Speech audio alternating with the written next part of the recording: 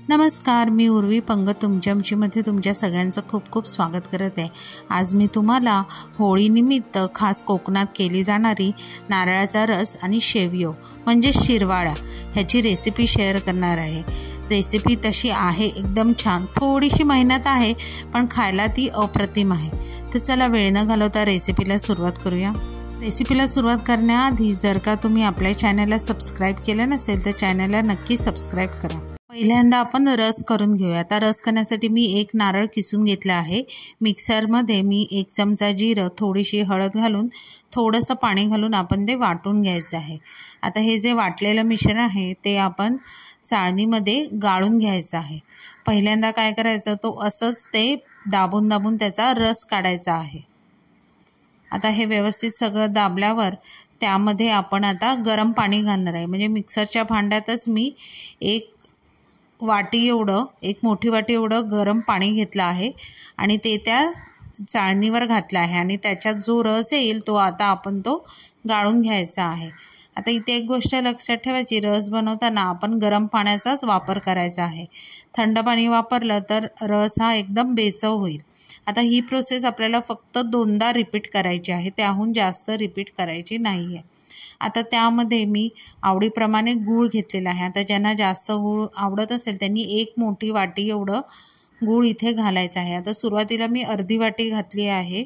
चव बघून त्यामध्ये जर कमी वाटलं तर पुन्हा तो राहिलेला गूळ ॲड करायचा आणि त्यामध्ये आता 2 चमचे एवढं जायफळ वेलचीची पूड घातली आहे। आता हातानेच आपल्याला गूळ काय करायचा आहे, बारीक करून घ्यायचा आहे आणि आपला रसही तयार झाला आहे। आता एका ताटामध्ये शेवया करण्यासाठी मी 1 ग्लास भरून एवढं तांदळाचं पीठ घेतलं आहे आणि त्याच्यात पाव चमचा एवढं मीठ घातलं आहे। आता मीठ घातल्यावर व्यवस्थित मिक्स करायचं आणि अंदाज घेत त्यामध्ये गरम कडकडीत केलेलं पाणी घालायचं आहे आणि सुरुवातीला पाणी गरम असल्यामुळे चमच्यानेच ते व्यवस्थित सगळं मिक्स करायचं। आता इथे बघा थोडा अंदाज मला आलेला आहे की पाणी थोडंसं कमी आहे, म्हणून मी पुन्हा थोडं ह्यामध्ये गरम पाणी ॲड केलेलं आहे। आता ते पुन्हा चमच्याने मिक्स करायचं आणि मग थोडंसं गार झालं की हाताने जेवढं सोसवेल तेवढं आपण त्याला हाताने मळून घ्यायचं आहे। आता इथे चांगलं व्यवस्थित असं आपल्याला पीठ मळून घ्यायचं आहे।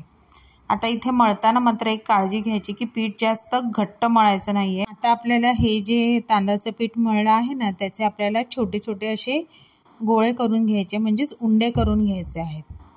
आता हे बघा व्हिडिओत दाखवल्याप्रमाणे मी इथे सगळ्या तांदळाच्या पिठाचे गोळे करून घेतलेले आहेत। आता काय करायचं, मी एका साईडला गॅसवर पाणी तापत ठेवलेलं आहे, त्याच्यात थोडंसं मीठ घालायचं, म्हणजे पाव चमचा एवढं मी मीठ घातलं आहे आणि हे पाणी आपल्याला चांगलं गरम करून घ्यायचं आहे।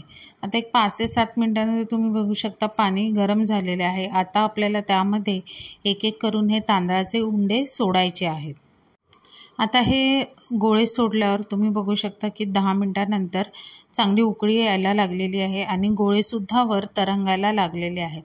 आता इथे मी 1 चमचा घालून दाखवते गोळ्यामध्ये, तर हा शिजलेला आहे पण थोडा अजून शिजण्यासाठी पुन्हा तो मी त्या पाण्यामध्ये टाकला आहे। जेव्हा गोळे चांगले वर तरंगायला लागतील तेव्हा समजायचं की आपले हे पिठाचे गोळे चांगले शिजून तयार झालेले आहेत। आता काय करायचं, आपण जो चकलीचा साचा असतो तो इथे वापरायचा आहे, पण त्याला मी शेवयाची पात लावलेली आहे। आता हा गोळा एक एक करून आपल्याला ह्या साच्यामध्ये घालायचा आहे। आता हे गोळे मात्र बाकीचे जे गोळे असतात ते आपण त्या पाण्यामध्येच ठेवायचे आहेत, ते थंड व्हायला द्यायचे नाहीत। थंड झाले तर ते आपल्याला शेवया त्याच्या गाळायला खूप त्रास होतो। आता इथे बघा मी इथे कपडा लावलेला आहे, कारण खूपच गोळा गरम आहे, तर कपडा लावून मी ह्या शेवया गाळते आहे। आता गावी कसा आपल्याला साचा असतो, तो वरून त्याला प्रेशर अप्लाय केला की शेवया अगदी सरकन बाहेर पडतात, पण इथे थोडंसं गरम असल्यामुळे मला फिरवताना सुद्धा थोडा त्रास झालेला आहे।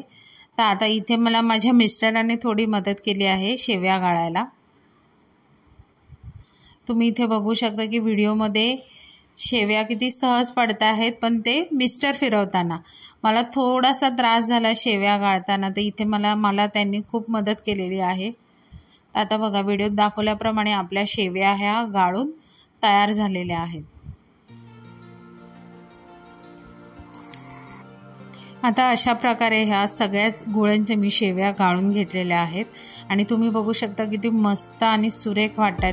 थोडीशी मेहनत नक्कीच आहे शेवया गाळताना, पण खायला एकदम अप्रतिम लागतात। हा पदार्थ नक्की करा आणि घरी सगळ्यांना खाऊ घाला आणि तुम्ही सुद्धा खा। मग तुम्हाला ही माझी कोकणाची पारंपरिक रेसिपी शेवयो आणि रस कशी वाटली ही माका नक्की तुम्ही कमेंट करून सांगा। रेसिपी तुमका आवडली तर रेसिपी लाईक करा, शेअर करा, चॅनलला सबस्क्राईब करा आणि अशाच नवीन व्हिडिओच्या नोटिफिकेशनसाठी बेल आयकॉनला प्रेस करायला विसरू नका। तोपर्यंत मस्त मस्त राहा।